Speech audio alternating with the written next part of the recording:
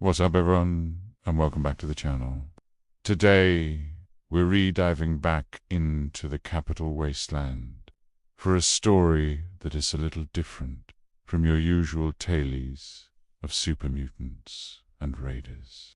This is the story of how one lone wanderer, after saving the DC area by purifying its water with Project Purity, decided that heroism was great, but entrepreneurship was even better.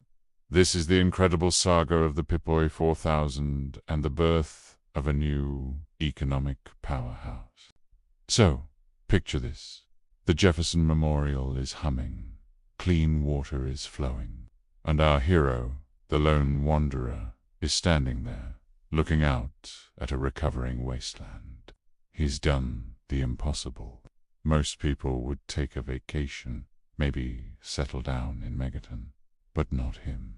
He had an idea, a brilliant, almost absurdly ambitious idea. He walked right back into the Citadel, found Elder Lyons, and laid it all out.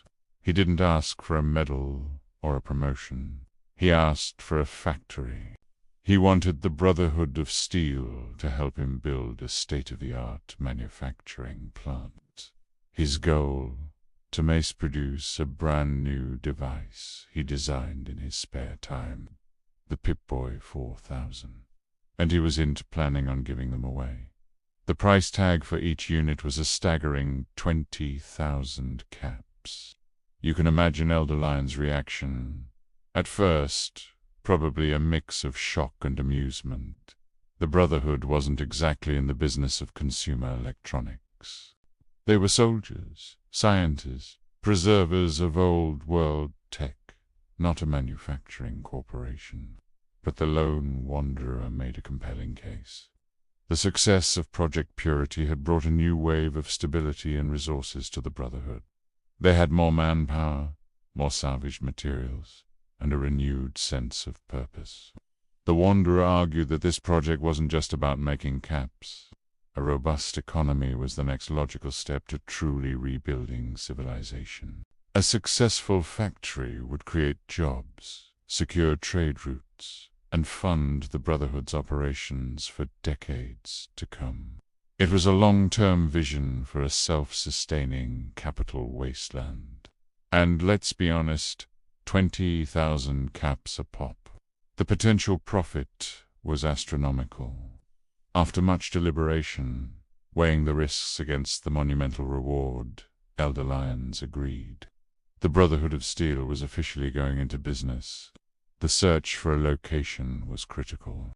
They needed somewhere defensible, with access to raw materials and potential trade routes. After scouting several ruins, they settled on the shell of a pre-war automotive plant, just a few miles outside the DC ruins. It was a massive, skeletal structure, but its foundations were solid, and its cavernous interior was perfect for a production line. The Brotherhood's scribes, giddy with a challenge, drew up blueprints, integrating pre-war assembly line designs with post-war ingenuity. Word of the project spread like wildfire through the wasteland's merchant networks. It was the talk of every caravan route from the Canterbury Commons to Rivet City. The lone wanderer, now more of a CEO than a wasteland warrior, put out a call for partners. The response was overwhelming. 50 independent caravans pledged their support. These weren't just small-time traders. They were the lifeblood of the wasteland economy. They saw the vision. They saw the caps. They offered their Brahmin, their guards, and their knowledge of the treacherous trade routes to help transport raw materials in and finished products out. To secure this massive undertaking, the Brotherhood didn't skimp on security. They assigned a contingent of 20 of their finest soldiers to guard the plant. Not just any grunts, either. We're talking paladins in full T-45 power armor, armed with Gatling lasers and plasma rifles.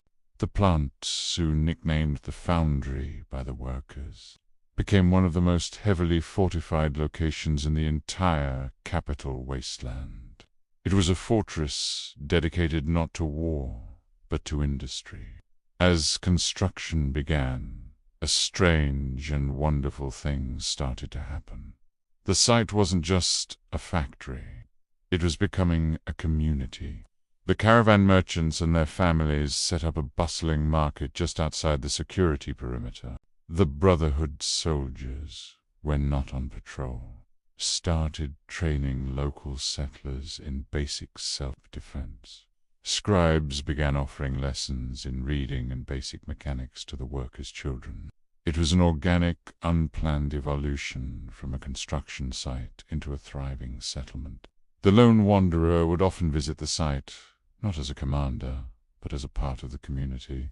He'd spend one day helping the engineers fine-tune a conveyor belt, and the next he'd be in the marketplace, sharing stories with a caravan master over a bowl of noodle soup. He saw what was happening. This place was becoming more than just a factory. It was a symbol of hope. It was a living, breathing outpost of civilization. Inspired, he invested his own caps into building proper housing, a small clinic, and a communal dining hall.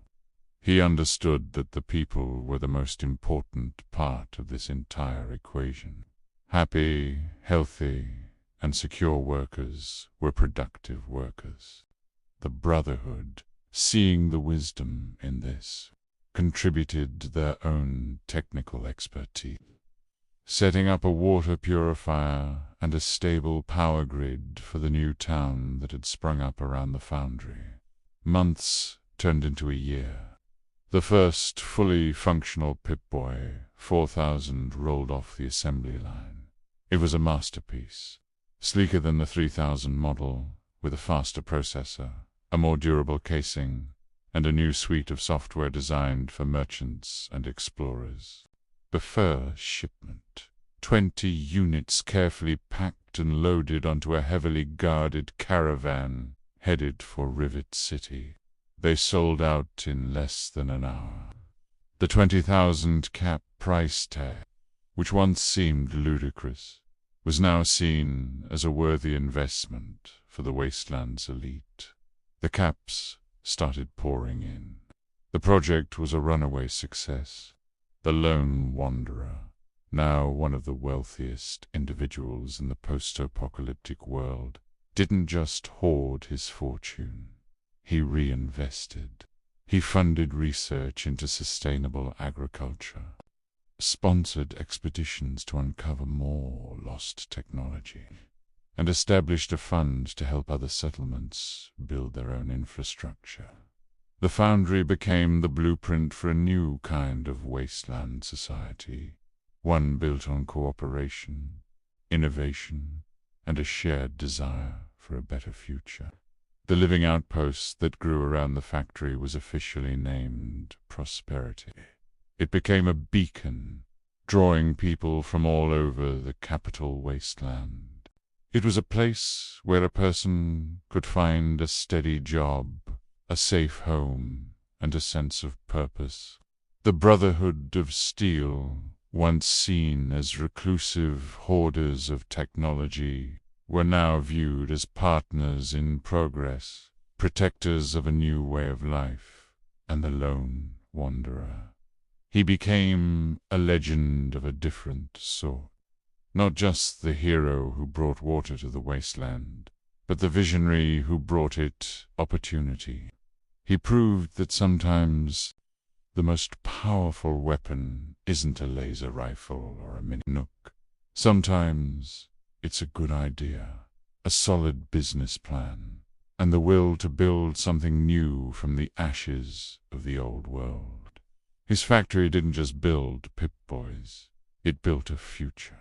So what do you guys think of this alternate timeline / Shepalogue for the lone wanderer. Turning from savior to CEO is a pretty wild career change. Let me know down in the comments what you think he would have done with all that wealth and influence. What other wild business ventures could he have started in the Capital Wasteland? Thank you so much for watching. If you enjoyed this story, please consider hitting that like button and subscribing to the channel for more deep dives into the lore and what-ifs of the Fallout universe.